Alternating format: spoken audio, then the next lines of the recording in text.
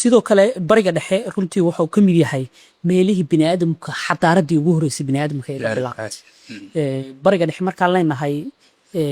xadaaradihii kala duwanaa sida xadaaradii Mesopotamia oo wadanka maanta Ciraaq aanu naqaano halkii xadaaradaasi ka soo bilaabtay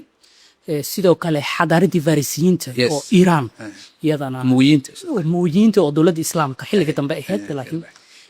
xadaaradii Saba iyo boqortooyooyinka Yaman ay xadaaradii Carabta dhan xadaaradda Carabta waxa la sheegay inay ka timid Yaman siba koonfurteeda gobolka Mukalla iyo Hadramaut iyo markaad fiirisid dadka archaeologiyada iyo anthropologiga labadoodaba halkaas ay xadaaradooda ka yimaadeen sidoo kale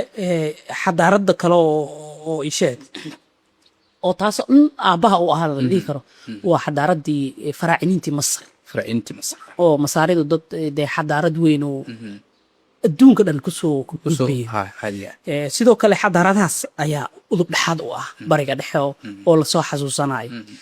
sidoo kale dhanka Turkigana xadaarado waaweyn ayaa ka jira inkastoo xilliga dambe ay ahaayeen oo middle age-ka ay ahaayeen sidoo kale runtii bariga dhexe hooy wuxuu u ahaa bilowgii bini'aadamka si kala hadaan noqo oo inuu bini'aadamku deegaameeyo magaalooyin hadda tusaale ahaan magaalada Dimashq oo kala waxaa la dhahaa Dimashq Syria magaalada ugu da'da weyn adduunka the oldest city in the world sidoo kale magaalada labaad waxaa lagu tilmaamay inay tahay magaalada Sanaa ee dalka Yemen sida dadka archaeology anthropology ay sheegaan waa halkii bini'aadamku ugu horeeyay uu ku soo dagay sida magaalada Dimashq ee dalka Syria marka waa meel waxay ahayd xadaaradda bini'aadamka udub dhaxaad u ahaa dhanka kale Masarna runtii ayaguna waxaa la yiraahdaa waa dunya waa hooyada adduunyada oo tusaale markii laga hadlayo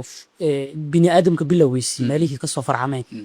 wadamada Masar meelaha ugu weyn oo xadaaradaha bini'aadamku iyaguna sidoo kale la dhihi karo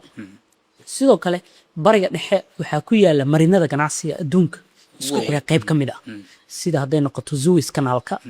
Suez Canal-ka waa marin badeed oo